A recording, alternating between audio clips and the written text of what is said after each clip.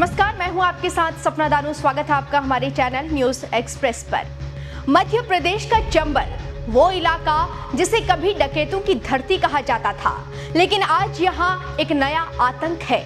यह आतंक बंदूकों का नहीं बल्कि रेत माफियाओं का है। रेत माफियाओं ने चंबल की धरती को छलनी कर दिया है। नेताओं और सरकारी बाबुओं की मिलीभगत से अभयारण्य क्षेत्र को उजाड़ा जा रहा है और वन विभाग के कर्मचारी अपनी जान हथेली पर रखकर इन माफियाओं का मुकाबला कर रहे हैं। लेकिन अब देश की सबसे बड़ी अदालत ने इस पूरे मामले पर बेहद सख्त रुख अपनाया है। सुप्रीम कोर्ट ने मध्य प्रदेश सरकार को फटकार लगाते हुए साफ शब्दों में कहा है कि अगर चंबल अभयारण्य क्षेत्र में अवैध रेत उत्खनन नहीं रुका तो इससे गंभीर परिणाम होंगे। आप जानते हैं कि लंबे समय से चंबल नदी और उसके क्षेत्र में अवैध रेत उत्खनन की खबरें सामने आ रही थी। हजारों ट्रैक्टर, डंपर और मशीनें दिन रात नदी का सीना चीरकर रेत निकाल रही थी।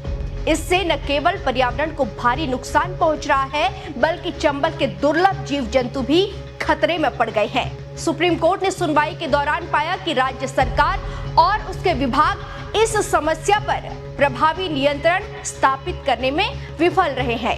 अदालत ने विशेष रूप से बिना पंजीकरण वाले वाहनों के संचालन पर नाराजगी जताई और परिवहन विभाग की कार्यप्रणाली पर गंभीर सवाल खड़े किए। कोर्ट ने कहा कि आखिर कैसे बिना रजिस्ट्रेशन वाले वाहन खुलेआम अभयारण्य क्षेत्र में घूम रहे हैं? आखिर इन वाहनों पर कार्रवाई क्यों नहीं हो रही?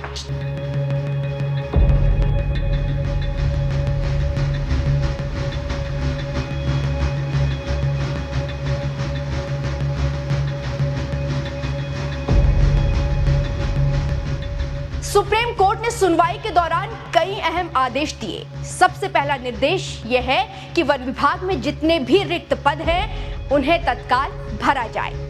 अदालत ने माना कि पर्याप्त स्टाफ के अभाव में वन विभाग प्रभावी निगरानी नहीं कर पा रहा है। दूसरा बड़ा निर्देश है कि अगले 6 महीनों के भीतर आधुनिक निगरानी प्रणाली स्थापित की जाए, यानी तकनीक के जरिए रेत माफियाओं की गतिविधियों पर 24 घंटे नजर रखी जाएगी। तीसरा निर्देश बेहद अहम और सख्त, अवैध रेत उत्खनन में इस्तेमाल होने वाले वाहनों को तुरंत जब्त किया जाए। केवल वाहन चालक ही नहीं बल्कि वाहन मालिक, ऑपरेटर और इनके पीछे आर्थिक मदद करने वाले लोगों के खिलाफ भी कार्रवाई की जाए। अदालत ने राष्ट्रीय राजमार्ग 44 पर विशेष निगरानी व्यवस्था स्थापित करने के निर्देश दिए हैं। हाईवे पर सीसीटीवी कैमरे लगाए जाएंगे ताकि अवैध रेत परिवहन पर नजर रखी जा सके। सुप्रीम कोर्ट ने चंबल नदी के प्रदूषण को लेकर भी चिंता व्यक्त की है। अदालत ने स्पष्ट किया है कि नदी को बचाने के लिए प्रभावी पर्यावरणीय कदम उठाए जाए। इसके साथ ही अदालत ने राज्यों को आदेश दिया है कि हर 2 महीनों में प्रगति रिपोर्ट प्रस्तुत करें ताकि ये सुनिश्चित किया जा सके कि निर्देशों का पालन वास्तव में हो रहा है या फिर नहीं। सिर्फ इतना ही नहीं, कोर्ट ने वन कर्मचारियों की सुरक्षा को लेकर भी सवाल पूछे हैं। अदालत ने सरकार से जानकारी मांगी है कि वन कर्मियों के लिए बीमा, मुआवजा, सेवा सुरक्षा और जन कल्याण योजनाओं की क्या व्यवस्था है। बात आप जानते हैं कि आए दिन माफिया हमला कर देते हैं, इसलिए सुरक्षा को सुप्रीम कोर्ट ने अहम माना। सुप्रीम कोर्ट ने एक सुझाव देते हुए कहा कि स्थानीय युवाओं को वैकल्पिक रोजगार और कौशल विकास योजनाओं से जोड़ा जाए ताकि वह अवैध रेत खनन की गतिविधियों में शामिल न हो। अब सवाल उठता है कि इन निर्देशों के बाद जमीन पर क्या होगा। चंबल अभयारण्य देवरी के अधीक्षक श्याम सिंह चौहान के अनुसार सुप्रीम कोर्ट के निर्देशों का पालन करने के लिए शासन और वरिष्ठ अधिकारियों को प्रस्ताव भेजा गया है। इसके प्रस्ताव में वन विभाग और विशेष सशस्त्र बल यानी SAF के लगभग 250 अतिरिक्त जवानों की मांग की गई है। खास तौर पर राजघाट और अन्य अति संवेदनशील घाटों पर तैनाती बढ़ाने का प्रस्ताव रखा गया है। इसके अलावा निगरानी के लिए पैमाने पर सीसीटीवी कैमरे लगाने की योजना तैयार की गई है।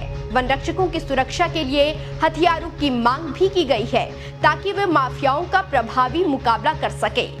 इसके साथ ही साथ अब देखना है कि कागजों में सब कुछ चंगा रहता है, लेकिन जमीनी हकीकत कुछ और होता है। लेकिन इस पर क्या वाकई जमीन पर कुछ काम होगा, देखना काफी दिलचस्प होगा। मुरैना से संतोष शर्मा की रिपोर्ट।